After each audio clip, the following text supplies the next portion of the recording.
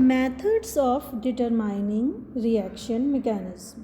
किसी भी कार्बनिक अभिक्रिया की जो अभिक्रिया विधि है, क्रियाविधि है, उसको निर्धारित करने की कुछ विधियां हैं। सबसे पहला मेथड है प्रोडक्ट एनालिसिस, यानी बनने वाले उत्पाद का हम विश्लेषण करते हैं। किस तरह से उत्पाद के विश्लेषण के द्वारा या उत्पाद को जानने के बाद हम कैसे मैकेनिज्म का पता लगाते हैं, इस अभिक्रिया से हम देखते हैं। जैसे ये पहली अभिक्रिया हम ले रहे हैं, इसमें है 3 मिथाइल 1 क्लोरो 2 ब्यूटीन, और दूसरा जो क्रियाकारक है या अभिक्रिया जो सेकंड हम ले रहे हैं, उसमें हम रिएक्टेंट ले रहे हैं 3 क्लोरो 3 मिथाइल ब्यूट 1 इन।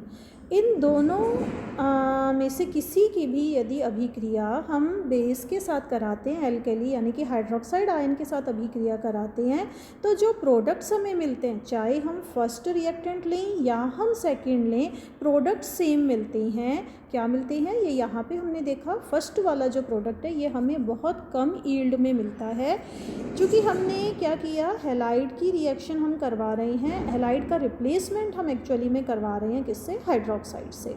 तो ये जो CH2 यहाँ पर Cl था, ये CH2Cl, इस Cl का रिप्लेसमेंट हो जाएगा हाइड्रोक्साइड आयन के द्वारा और हमें अल्कोहल मिलेगी। तो हम देख रहे हैं कि यहाँ हमें क्या मिल रहा है? CH2OH, CH2OH।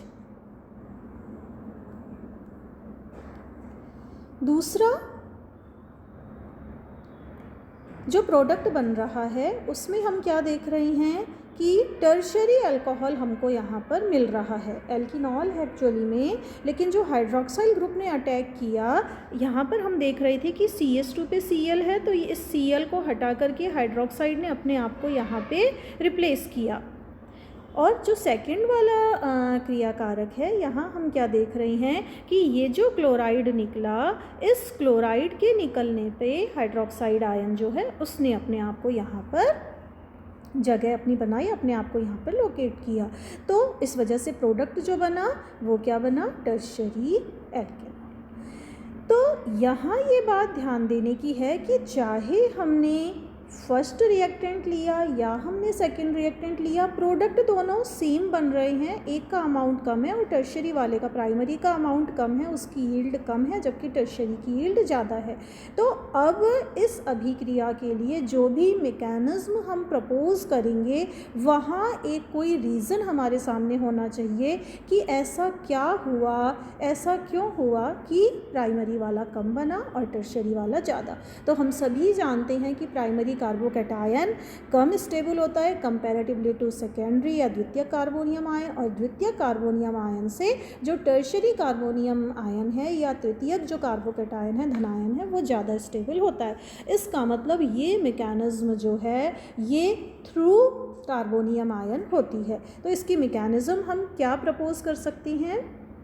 ये हमने रिएक्टेंट लिया फर्स्ट, और फर्स्ट स्टेप स्लो स्टेप है जिसमें क्लोराइड आयन यहाँ से निकला, और क्लोराइड आयन के निकलने के कारण CH2 पर पॉजिटिव चार्ज आया, यानी कि प्राइमरी कार्बोनियम आयन बन चुका है।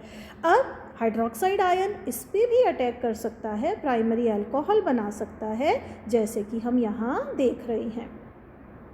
दूसरा क्या हो सकता है कि इस CH2 पर पॉजिटिव चार्ज है, इस पॉजिटिव चार्ज को बैलेंस करने के लिए ये डबल बॉन्ड के इलेक्ट्रॉन यहाँ पर मूव करेंगे, और यहाँ तो पॉजिटिव चार्ज बैलेंस हो जाएगा डबल बॉन्ड बनने के कारण, लेकिन ये डबल बॉन्ड जो है ये डिमिनिश हुआ, और इसके कम होने के कारण, इस डबल बॉन्ड के ख़त्म होने के कारण इस कार्बन पे पॉजिटिव चार्ज आया। ये हम देख रहे हैं इसकी रेजोनेटिंग स्ट्रक्चर में, यहाँ नया डबल बॉन्ड बन चुका है और कार्बन पे पॉजिटिव चार्ज डेवलप हो चुका है। तो चूँकि ये अब टर्शरी कार्बोनियम आयन बन चुका है और tertiary carbonium ion primary carbonium ion से ज़्यादा स्टेबल होता है, इसलिए अब इस पे हाइड्रोक्साइड अटैक करेगा और हाइड्रोक्साइड के अटैक होने से जो प्रोडक्ट बनेगा वो क्या बनेगा, टर्शरी अल्कोहल।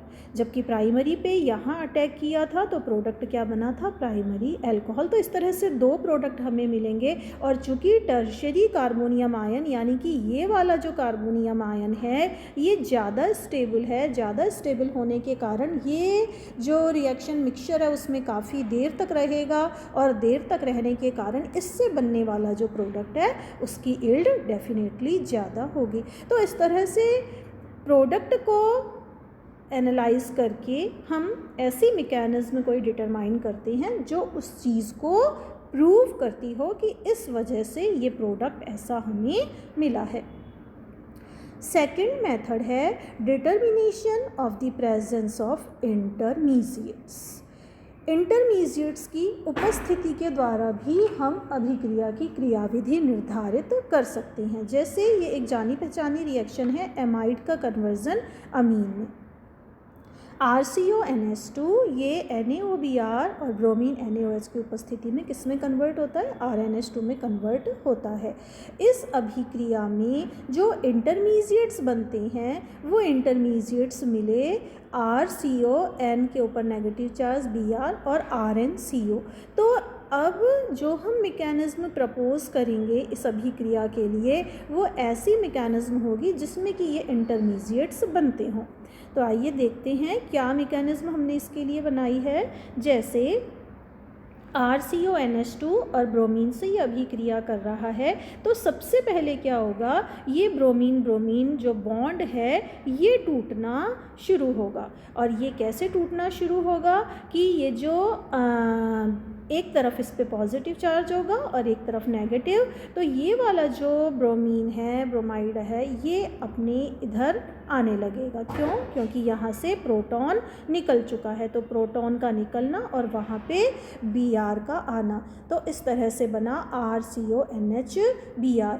ये RCONH-Br आगे फर्दर हाइड्रोक्साइड आयन की उपस्थिति में, चूँकि यहाँ पे हाइड्रोक्साइड आयन है तो ये हाइड्रोजन एज ए प्रोटॉन यहाँ से निकलेगा, वाटर मॉलिक्यूल बाहर निकलेगा और रिमेनिंग जो स्पीशीज़ है RCONBr जहाँ पे कि N पे नेगेटिव चार्ज डेवलप हो चुका है, ये स्पीशी हमको एज एन इंटरमीडिएट मिलेगी।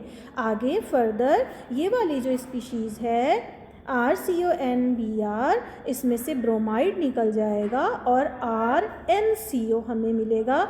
ये RnCO हाइड्रोलिसिस पे RnCOOH यानी कि एसिडिक कार्बोमिलिक एसिड हमें देता है और इसमें से CO2 निकलने के बाद में हमें एमीन प्राप्त होती है। तो इस तरह से इसकी मैकेनिज्म हमने बताई जिसमें जो इंटरमीडिएट की उपस्थिति हुई थी या